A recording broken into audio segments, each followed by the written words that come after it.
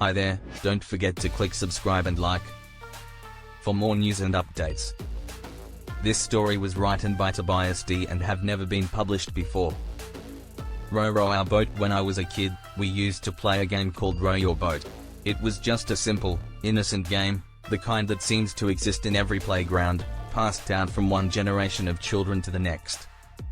We'd form a circle, hold hands, and sing the nursery rhyme row, row, row your boat while gently swaying from side to side, pretending we were rowing down an invisible stream. It was all just fun and games, or so we thought. But even then, something about that song bothered me. The words seemed off, almost too cheerful in a way that felt forced. Life is but a dream. What did that even mean? It was the kind of thing that sticks in your head and makes you wonder, long after the game is over. One summer afternoon, we gathered in the park to play. I remember it so vividly. The sun was bright, the sky was a clear, endless blue, and the air was filled with the sounds of children laughing and playing. We stood under the shade of an old oak tree, the biggest tree in the park, its branches stretching out like giant arms. As we started to sing, I felt a chill, despite the warmth of the day. Row, row, row your boat, gently down the stream. As we sang, I noticed something strange. The park, usually so full of life, seemed eerily still. The leaves on the trees didn't rustle, not even the slightest movement, as if the wind had forgotten how to blow. The other kids' faces were blank, their eyes glazed over like they were sleepwalking. They moved in unison, but their movements were slow, almost mechanical, like marionettes on invisible strings. Merrily, merrily, merrily, merrily, life is but a dream. The words echoed around us, louder and louder, until they didn't feel like just words anymore. They felt like a command, a reality being imposed on us.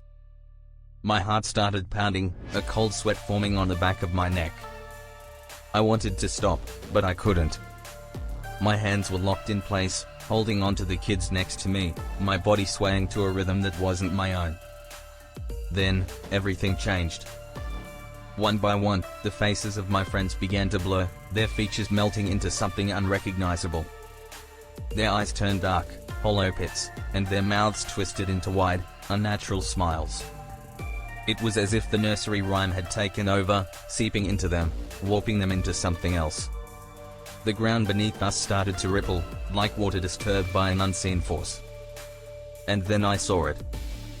Out of the corner of my eye, something moved in the shadows cast by the oak tree. At first, I thought it was just the trick of the light, but as I looked closer, I realized it was a figure, tall, thin, and impossibly distorted. It stood just beyond the reach of the sunlight, its form flickering like a bad reception on an old TV. It seemed to be watching us, waiting. I wanted to scream, to let go of the hands that held me in place, but I couldn't. My voice was trapped in my throat, my body frozen. The figure stepped closer, and as it did, the air grew thick with the scent of something rotten, something old and decaying. The nursery rhyme kept playing in my head, over and over, drowning out everything else. Row, row, row your boat. The figure reached out, its fingers long and spindly, like twisted branches. It touched the ground near my feet, and the earth seemed to buckle under its touch, dark veins spreading out from where it stood. I knew, in that moment, that this was no game. This was something much darker, something ancient that we had unknowingly awakened with our innocent song. And then, just as quickly as it had begun, it was over.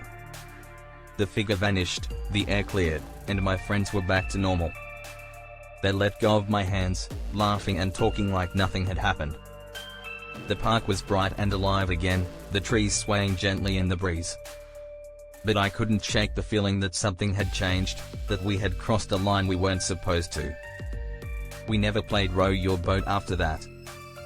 No one mentioned it, and I didn't dare bring it up. But sometimes, late at night, I'd hear the rhyme in my head, like a song you can't forget. I'd lie awake, staring at the ceiling, wondering what we had really seen that day. As I grew older, the memory faded, becoming just another childhood story, until recently. A few nights ago, I was woken up by a sound. At first, I thought it was just the wind, but as I listened closer, I realized it was a voice, faint but unmistakable. Row your boat. The words sent a shiver down my spine. I sat up in bed, my heart racing, and looked around. Everything was normal, my room, my house, but I couldn't shake the feeling that something was wrong. That same sense of unease from the park all those years ago had returned, stronger than ever. I don't know if it was a dream, or something more. I don't know if I'm awake right now, or if I'm still trapped in that endless nursery rhyme, rowing down a stream that leads nowhere. And that's what terrifies me the most. Because if life is but a dream, then whose dream is it? And what happens when we wake up?